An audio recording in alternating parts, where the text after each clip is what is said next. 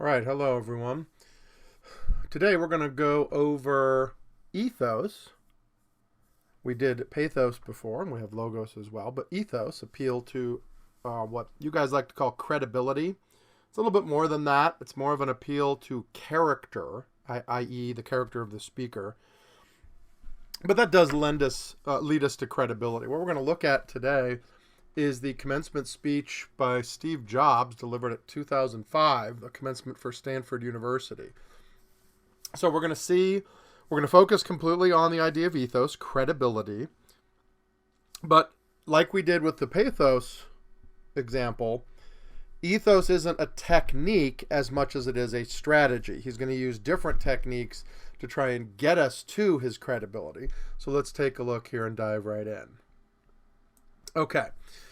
Steve Jobs opens with, "I'm honored to be with you today at your commencement from one of the finest universities in the world. I never graduated from college." So right off the bat there, second sentence, we see kind of an unusual statement. That is not what you'd normally think of for an appeal to credibility. We normally would go the other way, right? We would normally talk about your credentials, your degrees, and so on. So why is it that Steve Jobs can get away with, "I never graduated from college"? Well, part of the reason, of course, is Steve Jobs comes to this speech with lots of credibility already in hand. An entrepreneur, Apple Computer, Pixar, and so on. So in some sense, he doesn't need to build credibility. In a certain sense, he's already got the audience's attention, and he's already got them on his side.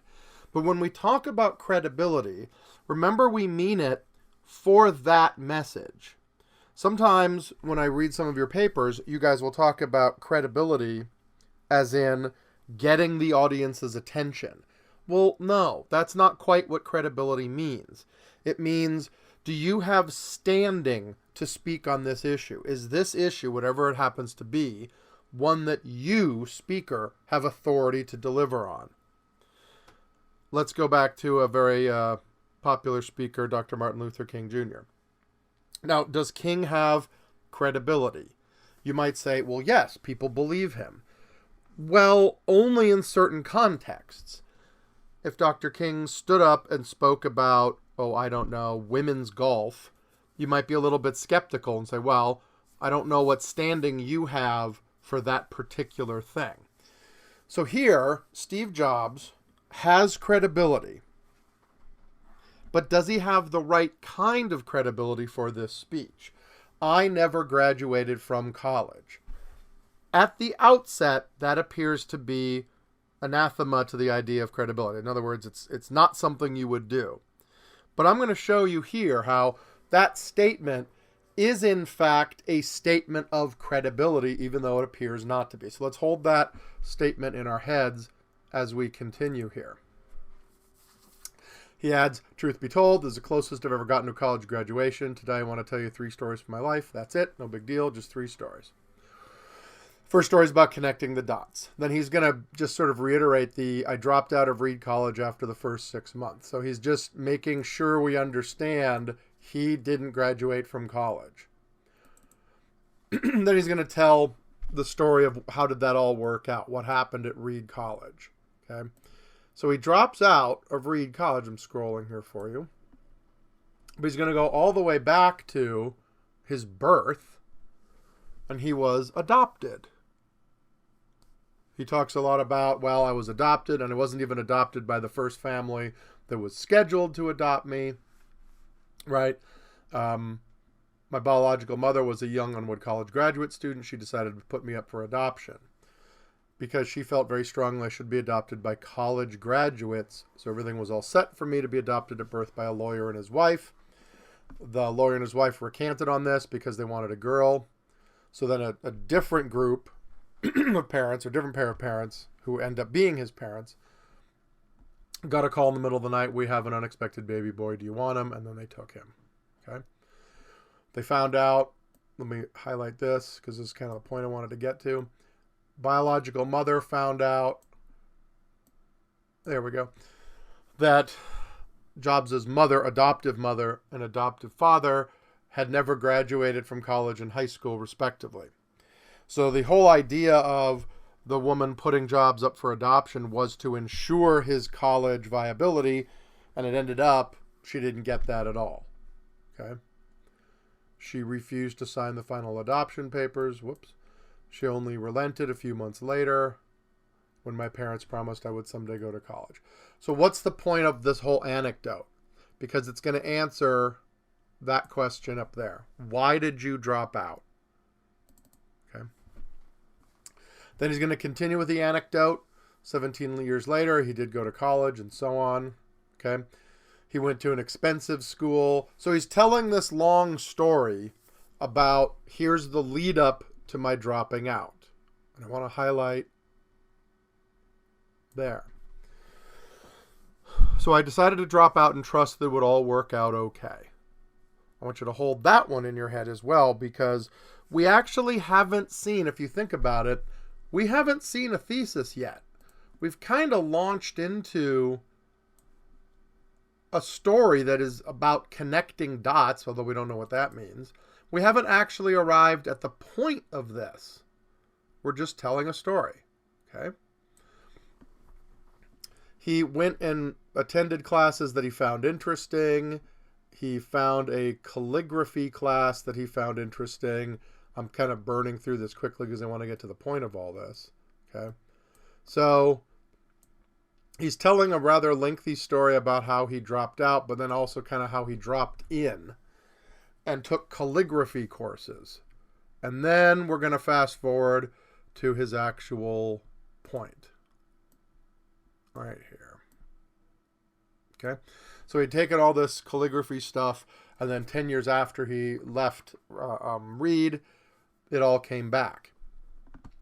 So now let's start looking at all this credibility stuff.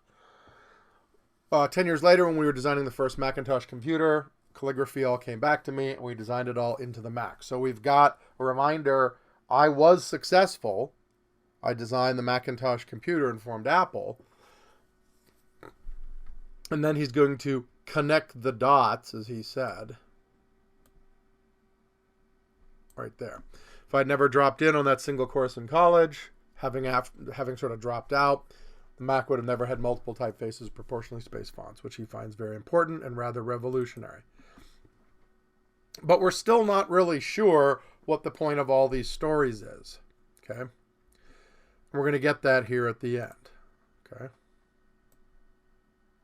Right there. You can't connect the dots looking forward. You can only connect them looking backward, i.e., decisions you make in your life only make sense after you've made them and after you've been successful. You have to trust that all the dots will somehow connect in your future.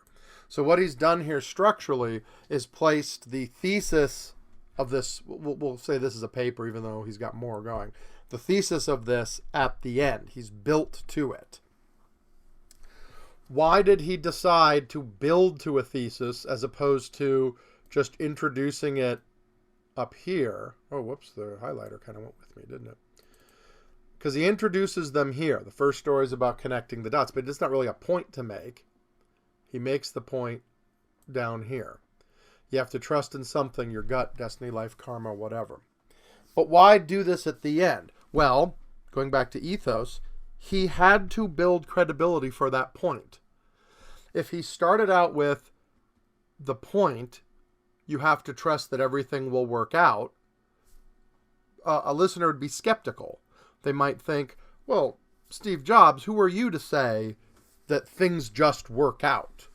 You're not a person with that sort of credibility because you were successful. Clearly, you had a plan and you were a genius and so on and so forth. But he needs to build a certain kind of credibility, a credibility of a non-college graduate, if that makes sense. He has to build credibility as someone who took a leap, and then that leap worked out. So he's got to tell the stories first so that he can build up the credibility of the type he needs to get to the point he's making. Okay? Then he's going to follow that pattern here. Second story is about love and loss. Okay? And he's going to talk about his history with Apple Computer, him and Steve Wozniak, and so on. And then he is fired. Okay. Let me find this here. Right there. Okay, so they had built Macintosh, and he turned 30, and then he gets fired from his own company. Okay. So he's talking about loss here. That's the loss idea. So he gets fired from his company. Once again, this would seem backwards, building credibility in reverse. I mean, why would you want to talk to a person who got fired? Because his point is about loss. So he needs to be credible in the sense of a person who suffered loss, right? Again, Jobs has a certain kind of credibility, but the kind he needs to support the idea of loss, he's got to establish. So he's spending this time establishing credibility of, I know what loss is. Okay? The other part is love. Okay, so I'm going to erase these. Move on. Okay, whoops. There we go. He started other companies and so on, and then he met someone, and now he's going to get to his point. Okay. Whoops, a little bit bigger than I wanted, but it's okay. Sometimes life hits you in the head with a brick. Don't lose faith. I'm convinced the only thing that kept me going was that I loved what I did. So once again, we've got the idea of establishing credibility through anecdote. So the technique is anecdote. And the anecdotes build a credibility that is appropriate to the story he's telling. Now, I'm treating his speech as if it's 3 separate speeches. In your, if this were an actual AP exam, you might only get an excerpt. Like you might get his connecting the dots story, or his love and loss story, or third, death. Okay, so I'm treating these as 3 separate essays. Okay, but we're doing essentially the same thing in all 3. We're building the kind of credibility that he needs. Well, you might say, how can anybody possibly build credibility to death? And you might think, well, I guess a person who'd had other people die, friends, family, spouses, children, something like that, they might have credibility to speak about death. But he's going to go a different way than that. He talks about if today were the last day of my life, would I want to do what I'm about to do today? Answer would be no. That he knows he's going to change something. But he's still got to build up the credibility on, well, who are you to speak about death? There it is. About a year ago, I was diagnosed with cancer. And I want to go further here. Okay. The doctor said he had 3 to 6 months to live because the cancer was incurable. So he was told, this is it. This is a death sentence. You're going to die. It ended up happening because it wouldn't make much sense if a year ago he was diagnosed with cancer, but here he is. Excuse me. It ended up being that the cancer was in fact curable with surgery. So apparently he had his pancreas removed or something like that. Okay. So he now does have credibility. This is the closest I've been to facing death. Okay. And he even establishes very clearly, I have credibility now, right? Having lived through it, I can now say this to you with a bit more certainty than when death was a useful but purely intellectual concept. So he's saying rather explicitly, I have lived through death, or a near death, or a death scare. So I have credibility on this. Okay? And then he's going to make some of his points. Okay? Your time is limited, so don't waste it by living someone else's life. Don't be trapped by dogma. Don't let the noise of other opinions and so on. Have the courage to follow your heart and intuition. Okay? So there he's getting to his thesis, his point, his piece of advice that he wants to share. Okay? So like I've said, I'm going to stop right here. Like I said, this was a paper about establishing credibility. He chose the method of personal anecdote to establish that credibility. But what I really want you to understand is he wasn't establishing the sort of baseline generic credibility. He already had it. Or to put it another way, to make sure you avoid saying this, credibility and getting someone's attention are not the same things. Okay? He already has their attention. It's a commencement speech. He's the only one speaking. He's Steve Jobs. He has their attention, but what he needs to get is standing. He needs to get some sort of authority to deliver his message. That's different from attention. I think you need to make sure you understand that.